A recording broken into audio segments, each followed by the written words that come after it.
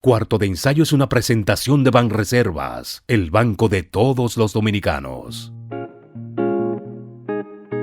Bienvenidos a Cuarto de Ensayo. Soy Dunia de Wind. Este cuarto es un espacio semanal de conversación y narración de temas que pueden ser de tu interés. Quédate aquí conmigo. Te invito a este espacio, a este rinconcito para pensar.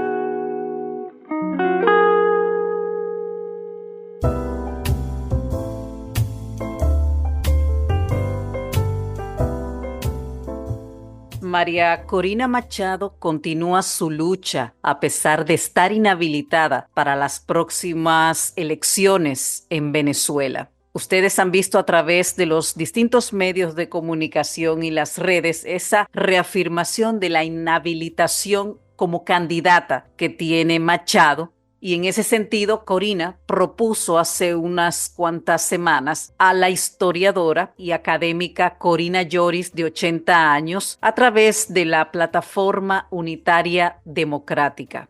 Tampoco la historiadora Yoris podrá participar en la próxima contienda del 28 de julio. La organización opositora no logró hacerlo antes de que terminara el plazo de inscripciones establecido por el Consejo Nacional Electoral. Evidentemente, desde la plataforma argumentaron que el dictador Maduro no permitió la postulación de la candidatura unitaria.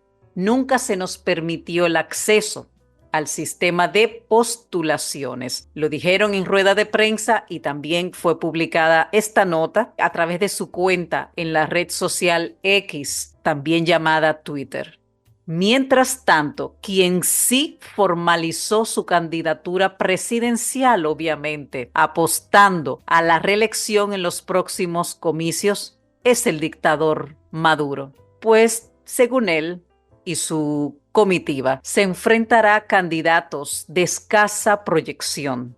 Hay que añadir que en esta escena política venezolana ronda también una especie de satélite político de nombre Manuel Rosales, que es un clásico dentro de la oposición venezolana y que juega mucho a la ambigüedad. De hecho, en 2009 se exilió en Perú, huyendo de acusaciones por corrupción hechas por el mismo chavismo, y no regresó hasta 2014, cuando fue detenido y encarcelado en el Helicoide, que es la prisión política por excelencia de Caracas. Pero es un hombre que siempre ha estado entre el bien y el mal. Y inhabilitada a Machado, la oposición mayoritaria busca a un aspirante a quien colocarle las fichas de un todo o nada. Y ahí está la duda en si Rosales es esa persona. Mientras tanto, María Corina Machado continúa su lucha, continúa sus pasos. Vamos a escucharla. Hoy quiero reiterarles lo que siempre les digo. Mi total seguridad que el destino de esta lucha es la victoria, será la liberación de Venezuela y el reencuentro de nuestros hijos y hermanos de regreso aquí en casa. Hemos avanzado por un camino muy difícil. Hemos tenido caídas, derrotas y pérdidas muy grandes. Pero esto, lejos de dividirnos, debilitarnos, nos ha cohesionado como sociedad, como nación.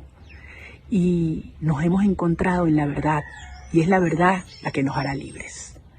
Hoy tenemos que avanzar con más firmeza. No es verdad que el régimen ganó esta partida, todo lo contrario. Lo que han hecho es tan burdo, es tan obsceno, que han hecho que hasta sus antiguos aliados hayan tenido que alzar la voz. Maduro no puede escoger el candidato que lo va a enfrentar en la elección presidencial. Eso no lo vamos a permitir, eso no serían elecciones. El 22 de octubre los venezolanos votamos, hablamos claro, lo hicimos por cortar con una vieja política y a favor del cambio. Nos dimos un mandato y no vamos a permitir que lo traicionen.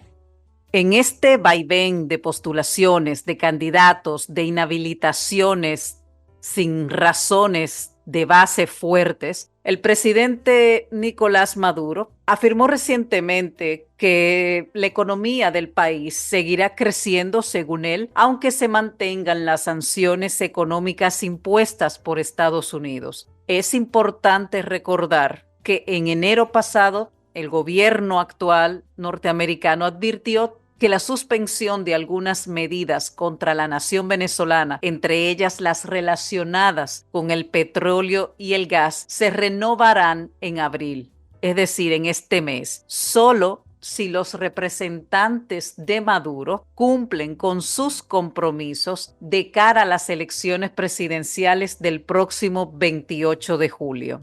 Esto es según Maduro cree que la economía continuará creciendo, una economía que ha ido hacia abajo en un país que en otros tiempos fue tan rico y poderoso en petróleo y tantos otros factores más. Ese país que tiene una economía hundida y que ha empujado a miles y miles de venezolanos a emigrar donde quiera que haya una oportunidad de mejorar sus condiciones de vida. ¿Quién lo diría? Un país productor de petróleo. Con el tema de las inhabilitaciones y la contienda electoral, en Venezuela la inhabilitación política es una pena accesoria que se aplica cuando existe una sentencia judicial firme. Los críticos del fallecido expresidente, otrora dictador Hugo Chávez, y de Maduro, entre ellos Machado, evidentemente, denunciaron que la inhabilitación ha sido usada por años como una arma política contra esa oposición. Sobre Corina Machado, ex legisladora, no pesa ninguna condena judicial. Vamos a esperar y ver lo que sucede en este devenir, en esta carrera política de cara a las elecciones venezolanas el próximo mes de julio. Vamos a una pausa y regresamos en breve.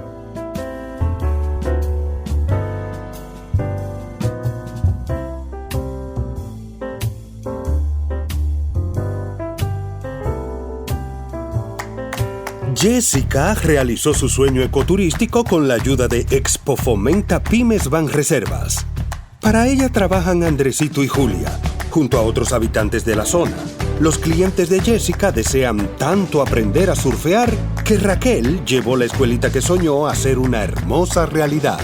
Le pueden preguntar al piloto Luis Manuel, a quien le asignaron una nueva ruta de vuelo, o a Pilo, que ya sabe por dónde se le entra el agua al coco. Y Carmina hasta organiza una feria con los artesanos de la zona, en el parador que puso Virgilio.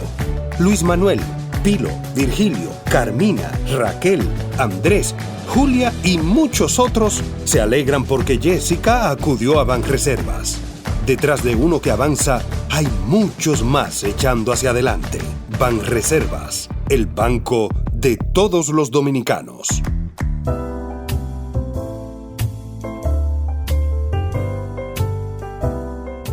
No hay tregua para la paz, no hay tregua para dejar de ver, leer y escuchar el horror en Gaza. 6 meses ya, desde aquel 7 de octubre, desde aquella invasión de los terroristas de Hamás, aquella plácida mañana de un sábado 7 de octubre del año pasado. Una masacre sin comparación con ninguna otra, que ha marcado definitivamente un antes y un después en la eterna batalla de estas dos naciones. Una nación que está reconocida como Israel y la otra que aún no lo está, pero ocupan un territorio, ocupan su lugar, su espacio. No hay tregua para que los habitantes, los gazatíes que aún quedan en la franja de Gaza, no dejen de oler la muerte, el horror, la desnutrición que ya he dicho presente allí, la falta de comida, de agua, de medicinas, los niños recién nacidos, prematuros y no prematuros que han muerto o han tenido que ser llevados corriendo a la parte sur de Egipto, al hospital que está allí para poder de alguna manera salvarles la vida. Es una guerra que no da tregua. Destrucción, muerte, polvo, horror. Y como si el asunto no fuera ya devastador, porque el enemigo, entre comillas, lo digo, es un enemigo potente, bien equipado como lo es Israel, a pesar de que falló, de que sus cuerpos y autoridades de seguridad, tanto internas como externas, fallaron y no previeron esa masacre del sábado 7 de octubre. Y como si esto no fuera suficiente con todo lo que está ocurriendo, con el desmadre que cada día se pone peor y que uno no sabe qué más puede ocurrir en esta zona álgida y de fuego que es Oriente Medio en este momento. Sus misiles, los misiles israelíes, alcanzan allí a donde pongan el ojo. No hay un rincón que se salve. No importa lo que suceda, ya sean países amigos o socios limítrofes con Israel, allí caerá y cae ese misil. Y es lo que sucedió recientemente con un bombardeo aéreo contra la residencia del embajador en Damasco, que fulminó al menos a 8 personas, 7 de ellas pertenecientes al cuerpo de guardias de la Revolución Islámica iraní. Tanto Siria como Irán señalan a Israel como los culpables de este ataque. Es importante también recordarles que ahí en ese ataque que presuntamente ejecutó Israel recientemente en Siria, estamos hablando de otro país que se encuentra en guerra desde el año 2011. ¿Por qué atacar la residencia, la casa de una representación iraní en Damasco? Porque el gobierno de Benjamin Netanyahu sabe y conoce que detrás de la masacre del 7 de octubre a manos del grupo terrorista Hamas está la milicia y parte de autoridades de su archienemigo, el gobierno islámico de Irán.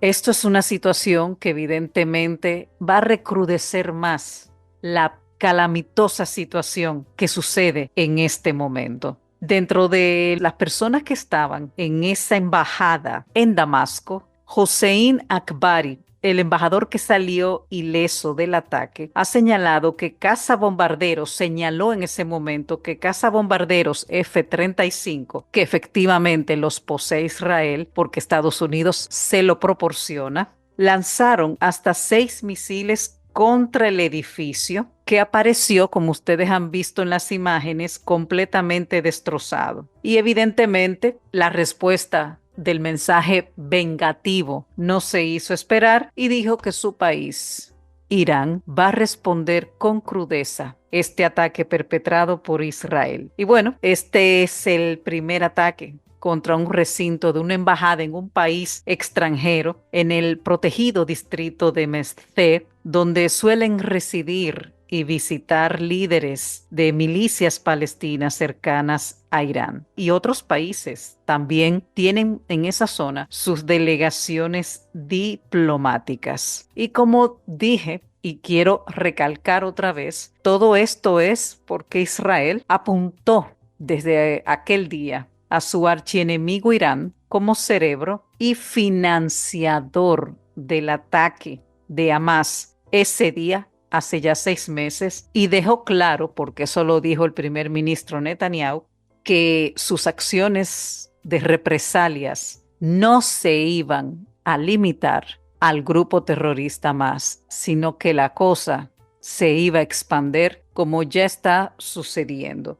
Y esta, hasta el momento, es uno de los principales ataques que se da fuera de territorio gazatí, no sin antes también mencionar el lamentable suceso que ocurrió también en estos días pasados. La organización no gubernamental World Central Kitchen, con sede en Washington y fundada por el chef español José Andrés, que por cierto, si mal no recuerdan, envió comida a través de un buque, que fue el primer barco que pudo llegar allí a Gaza para repartir alimentos. Pues fue atacado este convoy de esta organización del chef José Andrés como consecuencia de un bombardeo del ejército israelí que evidentemente acabó con la vida de varios cooperantes que viajaban en 2 coches blindados e identificados con el logo de la organización no gubernamental World Central Kitchen. Ellos fueron alcanzados cuando salían de un almacén en el centro de Gaza.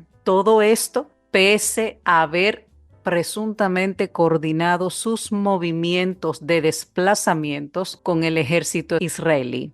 Esto según la denuncia que se supo en ese momento de la ONG en un comunicado. ¿Qué hace la organización no gubernamental World Central Kitchen? Pues se dedica a proporcionar comida en lugares de conflicto o que han sufrido catástrofes y llevan ya en Gaza 6 meses en los que se ha invertido más de 42 millones de comidas. Esto según sus datos. La respuesta del ejército y del gobierno israelí es que, en teoría, están analizando las circunstancias de este lamentable incidente.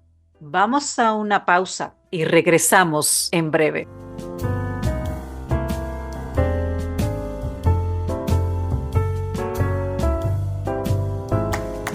Jessica realizó su sueño ecoturístico con la ayuda de Expo Fomenta Pymes Banreservas.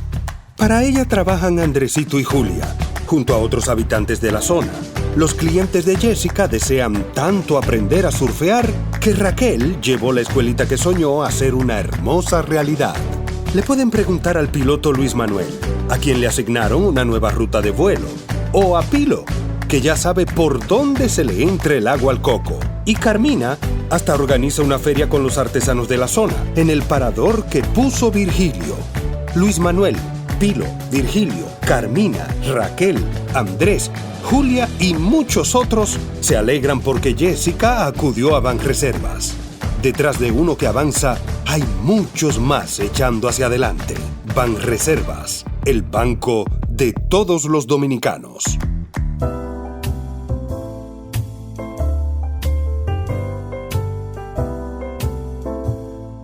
Y la situación nefasta que está pasando en Oriente Medio no solo es lo que encierra una guerra, destrucción, horror, muerte sin distinción de nadie, salud mental deteriorada, ayuda psicológica y psiquiátrica para tanta gente allí. No es solo eso lo que encierra una guerra, también una guerra trae consecuencias devastadoras para el medio ambiente, para la agricultura de ambos países y de áreas circundantes. Y es lo que está pasando en Israel en este momento. La agricultura israelita enfrenta la mayor crisis de su historia porque no hay agricultores. Los que habían, al momento de suceder aquella catástrofe, aquel inicio de este infierno, salieron corriendo de la zona, evidentemente. Y los que no, están sirviendo en el ejército de Israel. Los pocos asentados o agricultores que quedan en ciertas zonas, como por ejemplo la de Shar Cheret, dicen que los cultivos se están pudriendo.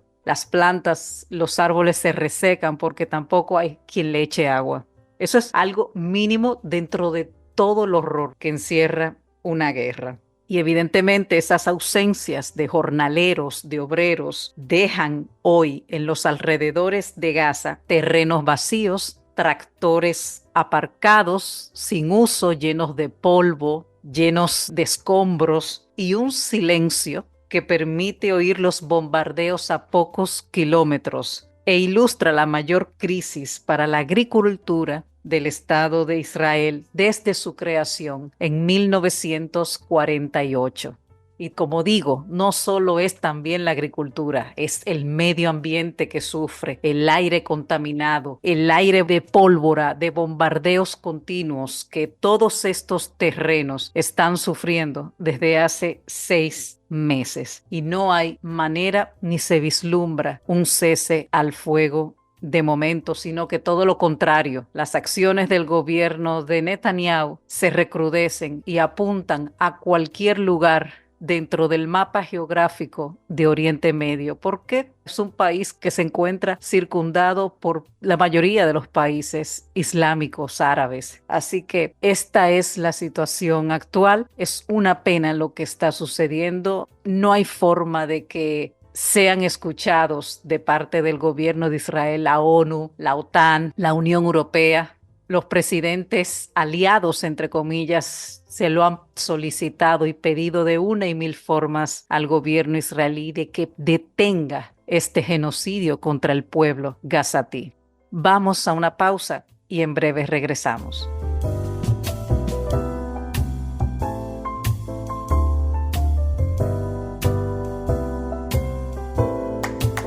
Jessica realizó su sueño ecoturístico con la ayuda de Expo Fomenta Pymes Banreservas.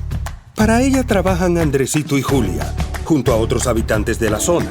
Los clientes de Jessica desean tanto aprender a surfear que Raquel llevó la escuelita que soñó a ser una hermosa realidad.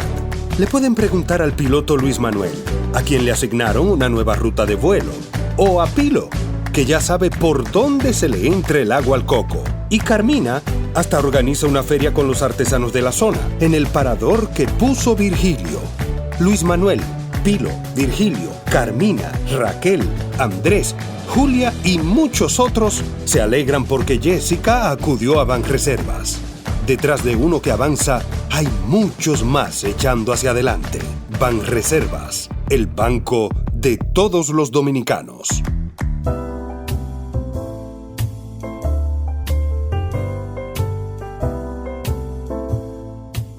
Cambiando la tónica política de una guerra sin fin, quiero quedarme en el término conflicto, porque conflictos hay miles y de distintas variantes, y el uso indiscriminado de la inteligencia artificial o el chat GPT para lograr ciertos objetivos es un conflicto tecnológico que también crece cada día, y es lo que ha sucedido en Japón. La ganadora del principal galardón literario japonés, la escritora Rie Kudan, que el pasado mes de enero ganó el premio Akutagawa, que es el máximo galardón de las letras niponas, con un libro escrito con ayuda del chat GPT. Anima, según ella, a los escritores a utilizar la inteligencia artificial generativa en sus creaciones cuando se tienen ciertas carencias. Escuchen bien. Ella,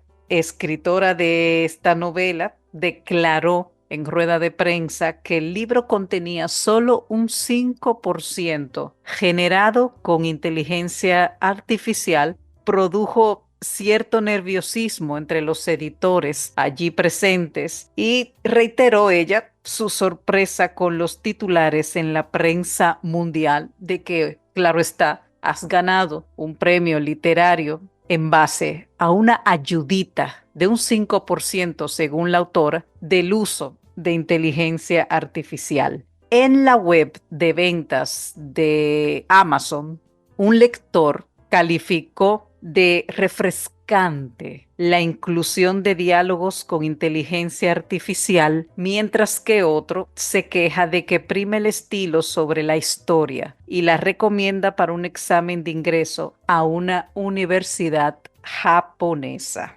Ella es la ganadora del principal premio literario y ese es el peligro, el conflicto que también encierra la tecnología, y por eso es tan importante, pienso yo, la regulación en el uso de esta herramienta, porque ahora cualquier mediocre profesional puede decir que escribió un libro o puede decir que hizo un ensayo, un informe, que sostuvo una conversación con tal persona sobre tal tema, y muchos se lo van a creer. De hecho, la inteligencia artificial en Japón está muy difundida entre las empresas. Esto es según una encuesta reciente de la televisión pública NHK. De 100 grandes firmas japonesas, 86 confirmaron que la usan para crear o resumir documentos. Escuchen bien.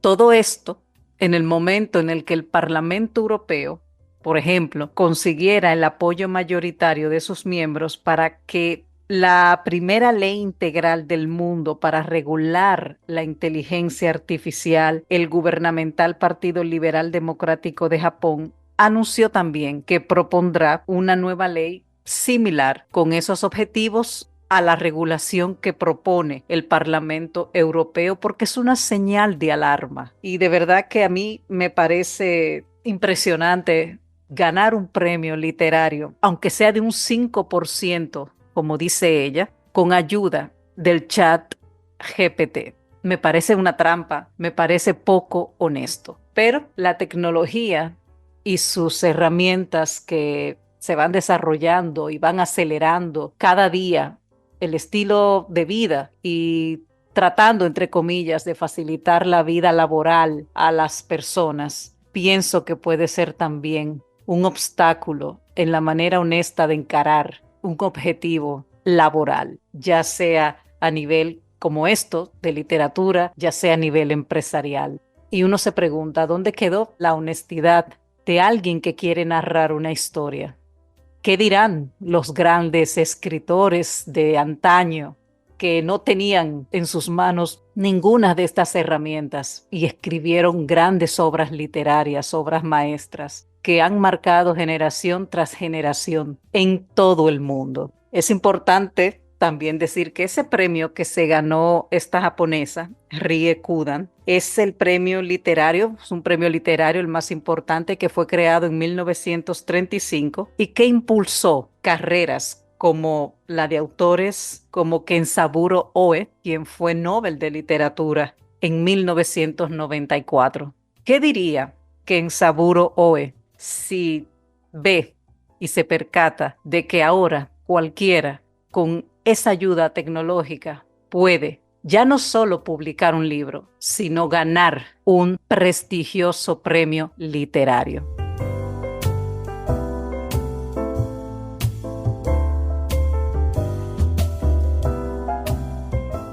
Gracias por estar en este cuarto de ensayo, en este rinconcito para pensar.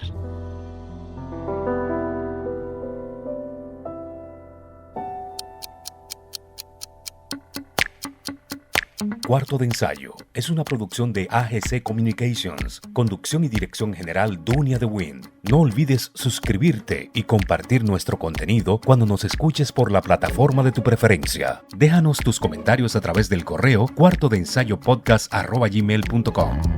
Cuarto de Ensayo fue una presentación de Banreservas, el banco de todos los dominicanos.